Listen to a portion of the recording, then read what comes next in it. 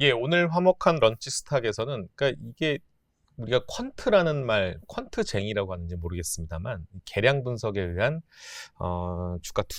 주식 투자를 위한 하나의 도구로 활용되는 그런 분석가도 다 증권사마다 있으시거든요. 뭐 제 기억으로는 뭐 우리 그 유튜브에 본 3프로 TV에서도 뭐 퀀트 이런 얘기가 한번 거론됐었던 기억이 좀 있는데 아마 생소하실 겁니다.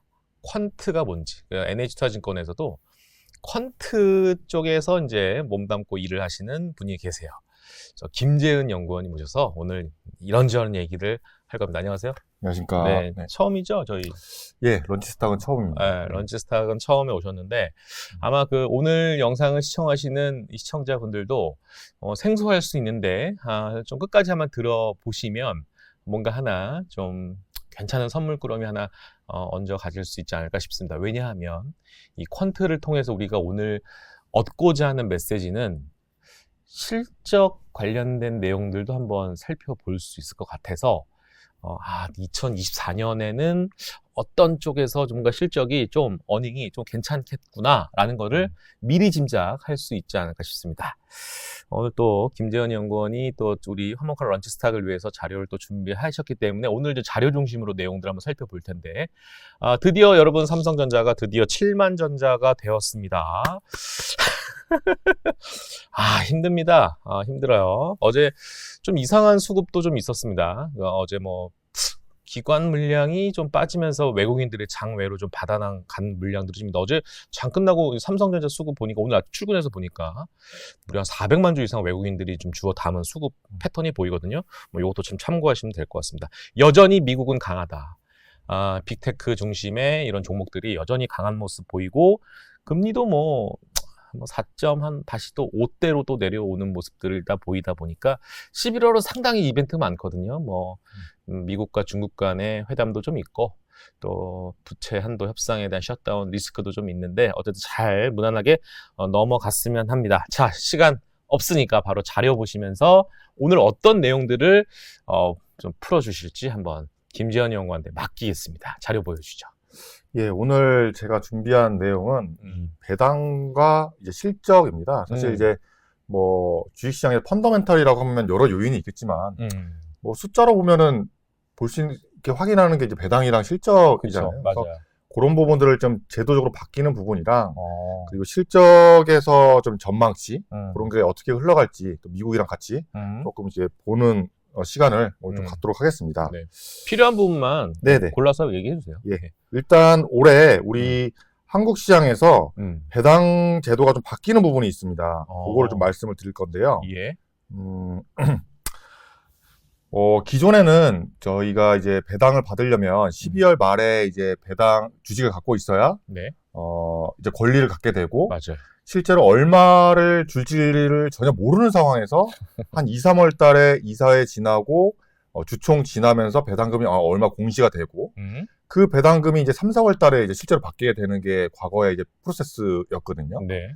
단점이 이 기업이 배당을 얼마 줄지도 모르는데 배당을 일단 배당주를 갖고 있어야 되는 거 첫 번째. 그리고 우리나라 기업들은 대부분 12월 결산 법인이 많다 보니까 예.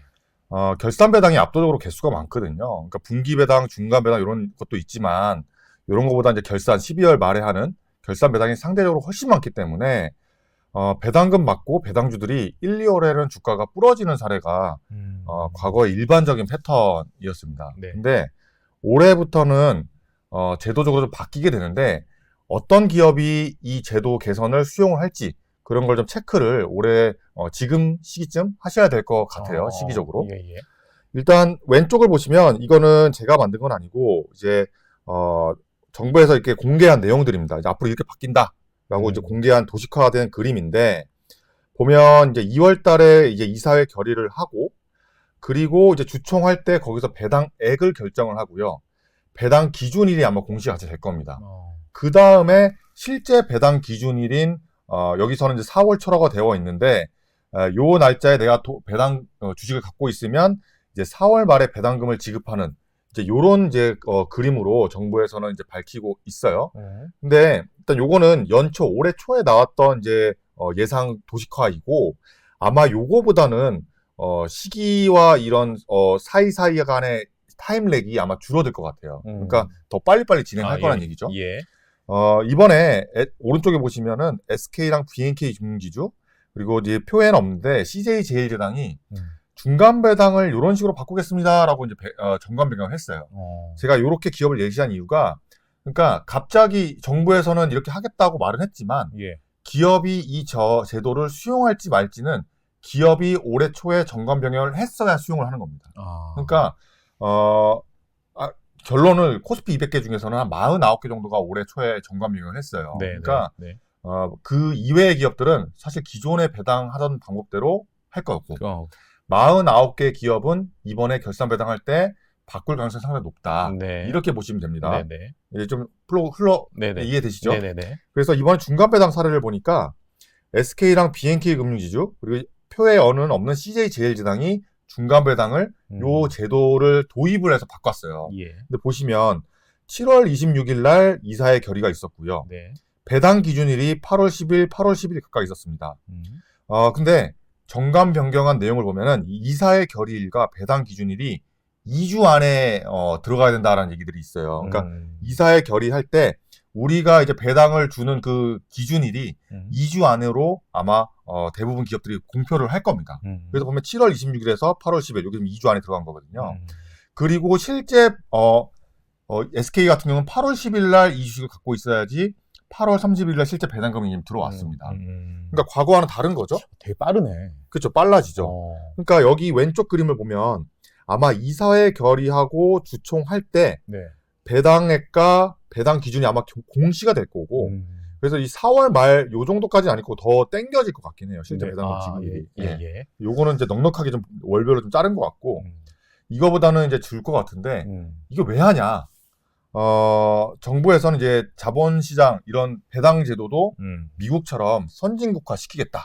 이제 미국 기업 같은 경우는 배당 기준이 기업마다 다 다르고 그리고 이제 결산월이 다양하기 때문에 배당금이 뭐 여러 가지로 이제 지수 전체적으로 봤을 때는 이렇게 흩뿌려져 있거든요. 네. 근데 우리나라 기업들은 대부분 이렇게 12월 말에 배당 기준이 이미 정해져 있고 그리고 절차적으로도 막 4월까지도 배당금이 늘려지니까 미뤄지니까 이거 좀 선진화시키자. 요런 이제 차원에서 이제 한 거거든요. 네. 근데 또 하나 웃긴 거는 제가 CJ제일제당은 표에 안 넣어놨다고 말씀드렸잖아요. 예. 이 기업은 중간 배당을 이렇게 하겠다고 정관 변경은 했으나 네. 이번 중간 배당 때 그냥 기존대로 했어요. 아, 그래요? 그러니까 무슨 말이냐면 정관 변경을 하더라도 이 절차대로 안 할 수 있을 가능성도 있다라는 겁니다. 그래서 사실 이제 들으시는 분은 이제 개인 투자자들이 많으실 텐데 예. 저희도 혼란스러워요. 어떤 기업이 이 절차를 도입을 할 거냐? 할 수 있는 기업들은 저희가 정리를 해놨는데 네. 아까도 말씀드렸다시피 코스피 200 중에서 49개. 근데 그 기업이 실제로 이 절차대로 할지 말지는 아직은 100% 장담은 못한다는 거죠. 네, 이런 상황입니다. 우리 그 고객님들이 가장 그 배당 관련돼서 연관성 있는 종목들로 가장 궁금해하시는 그 은행이거든요. 맞습니다. 은행주들은 어떻게 행동을 취할까? 일단은 저도 결론을 미리 말씀을 주셨는데 네. 올해 우리나라 시장 실적이 코스피 실적이 이렇게 됩니다. 보시면 2021년에 190조 나왔고요. 예. 올해가 지금 23조 원 정도로 현재 예상으로 되어 있어요. 근데 네네. 더 낮아질 거거든요. 그러니까 21년 2년 전 대비 거의 반토막까지 그렇죠. 순이익이 부러지는 상황인데 일단 이거 얘기는 뒤에서 조금 더 말씀을 드리겠고 네. 배당은 올해 늘어날 것 같아요. 왜 늘어나냐면 지금 일단 보면 작년이 주당 배당은 코스피 기준으로 52원, 올해가 66원 좀 늘어날 걸 예상이 되고 있는데 지금 시기적으로 이미 10월, 11월이기 때문에 이게 뭐 줄어들 가능성은 없어 보이거든요. 근데 이게 왜 늘어나냐? 네. 보시면 이 빨간색으로 되어 있는 제가 따로 칠해놓은 업종이 현재 예상치로 놓고 봤을 때 작년 대비 올해 배당 증가 기여도가 높은 업종이에요. 보면은 자동차, 보험증권은행, 그러니까 자동차 금융주가 다 들어가 있거든요. 예. 요들 업종이 올해 실적이 좋습니다. 아까 그러니까 이 190조에서 이렇게 부러지는 요 과정에서 가장 큰 기여를 하는 게 모두 다 알고 있다시피 이제 반도체. 그리고 유틸리티, 한국전력. 요 업종이 좀 주요를 했고 한전. 그래도 100조 원을 유지되게 가능한 업종이 요 업종이거든요. 뭐 피커원 얘기는 일단 차지하더라도 네네네. 올해 실적을 지지하게 했던 이 업종들이기 때문에 요 업종들이 중요한데 다행스럽게도 여기 지금 모든 기업은 제가 표시는 안 해놨지만 여기 밑에 X축에 쭉 지금 표시해놓은 기업이 있지 않습니까? 예. 요 기업이 아까 말씀드린 코스피 200 중에서 49개 중에서 일부다라고 보시면 됩니다. 보면은 자동차 회사들, 그러니까 뭐 현대차, 기아, 네. 그리고 금융 계열사들, 그래서 뭐 은행, 보험, 증권 여기 업종들이 주로 연초에 정관 변경을 바꿨어요. 그래서 근데 서두에 아까 말씀드렸다시피 CJ 제일장처럼 기존처럼 할 수도 있어요. 예. 근데 이제 금융이다 보니까 아무래도 좀 정부에서 나라에서 하자고 하는 대로 많이들 이제 순응하는 현상들 좀 보이지 않을까 이런 생각이 들거든요. 그렇죠. 그래서 금융 같은 경우는 이번에 이 절차대로 많이들 도입을 할 것 같아요.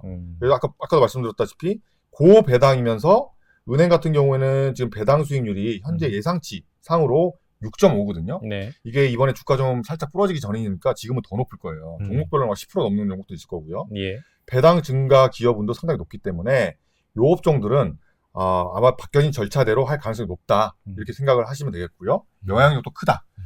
근데 요게 중요한 이유가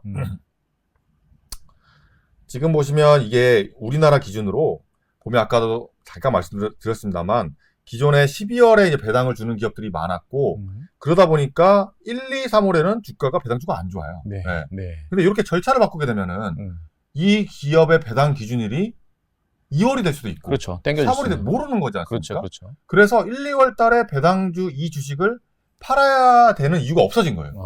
배당 먹었으니 팔아야지. 이건 없어진 거라는 그러네요.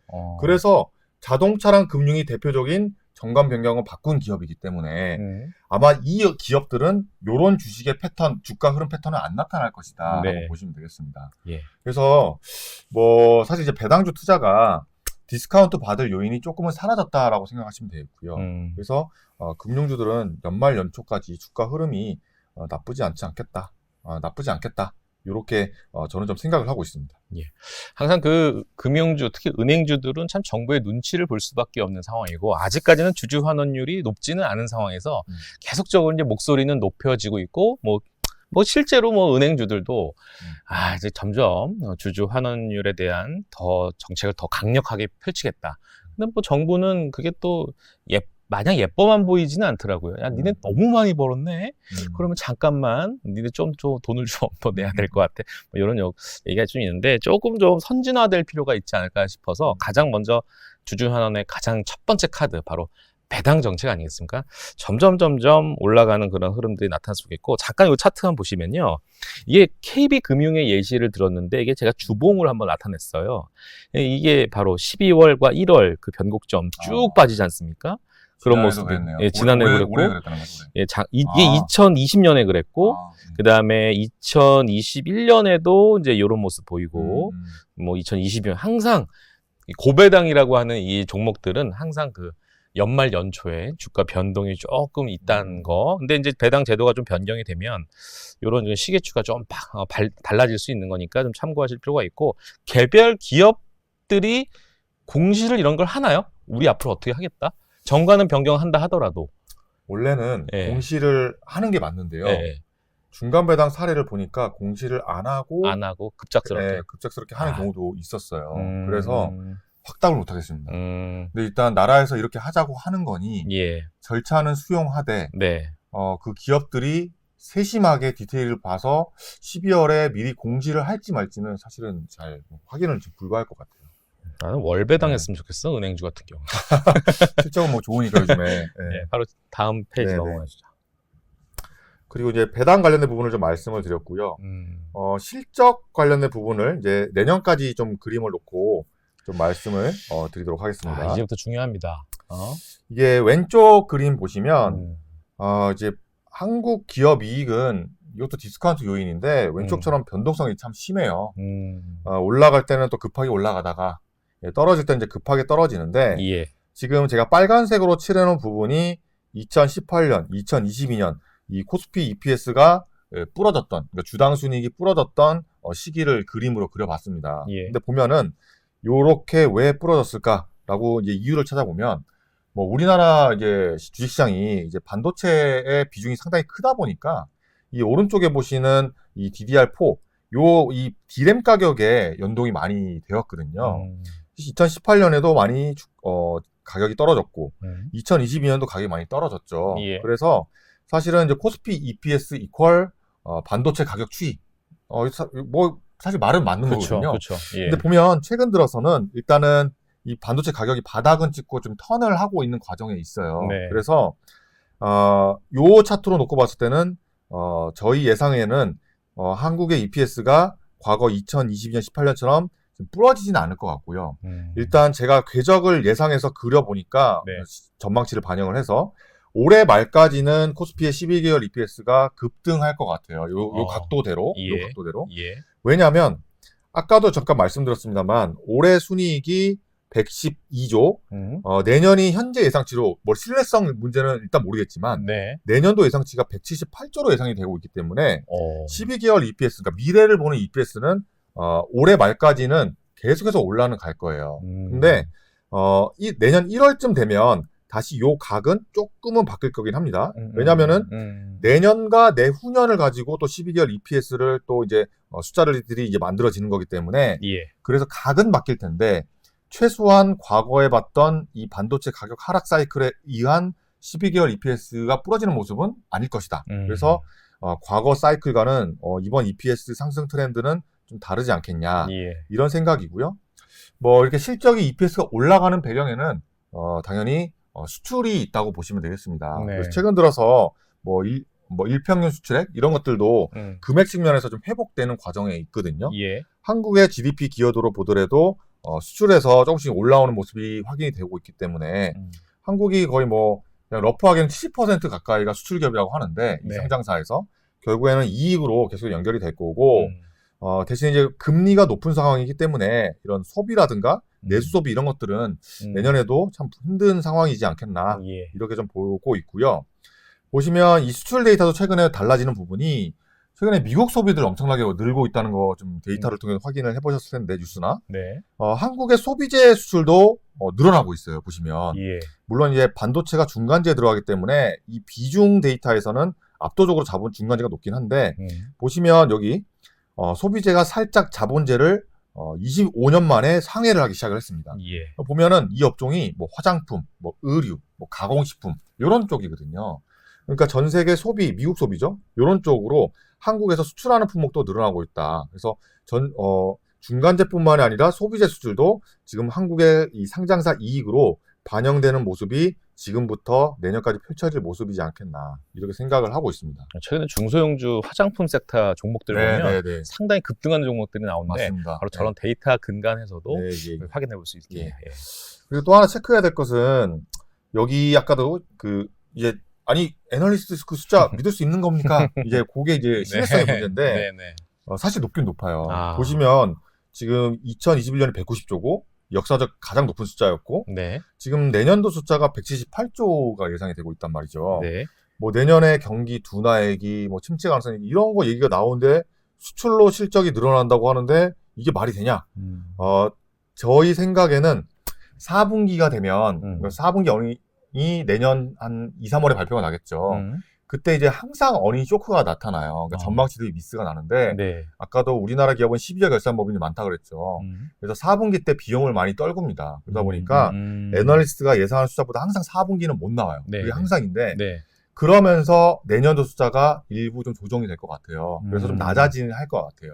그렇다 하더라도 올해 대비 내년이 늘어나는 것은 바뀌진 않을 것이다. 라고 감히 좀 말씀드릴 수가 있습니다. 보시면 예. 이게 올해고요. 이게 내년이거든요. 그러니까 모든 기업들이 다 과대평가돼가지고 애널리스트들이 다 희망적인 숫자를 보고 있느냐? 그거는 아니고 보시면 제가 브레이크다운을 해놨는데 예. 반도체, 그러니까 하이닉스와 삼성전자가 올해 실적이 상당히 안 좋았던 부분이 내년도에 회복이 되면서 조금씩 올라가는 부분이 가장 크게 반영이 되어 있어요. 네. 그래서 하이닉스는 작년 대비 내년이 13조 원 늘어나고 삼성전자는 19조 원 늘어난다고 되고 있거든요. 그래서 그러니까 D램 가격이 최근에 올라가고 있고 반도체가 내년에 좋아질 거라는 컨셉은 맞는데 이 속도에 대해서 이렇게 빨리 못 늘어나겠다라고 하신다면 요 숫자가 줄 수는 있겠죠. 지금 19조 원, 13조 원 이건 줄 수 있는데 그쵸. 대신에 늘어나는 것은 달라지진 않는다라는 게고 그다음에 유틸리티 올해 유틸리티가 큰 폭의 적자를 또 기록했거든요. 작년에 이어서 그렇죠. 올해도. 예. 근데 내년 같은 경우에 일단 컨센서스가 거의 그냥 BEP 정도로 올라온다라고 접혀져 있어요. 그래서 내년 총선이 있기 때문에 전기요금을 올릴 수 있겠냐는 불확실성이 있기는 있는데 그렇죠, 그렇죠. 올해 대비 내년이 개선될 것이라고 대부분 생각은 하고 계시거든요. 그쵸, 그래서 예. 그게 맞다면 삼성전자와 반도체와 유틸리티 이게 올해 대비 내년이 좋아진다고 하면 순이익이 늘어나는 것은 거의 뭐 맞는 말인지 않겠나 이렇게 저희는 생각을 좀 하고 있습니다.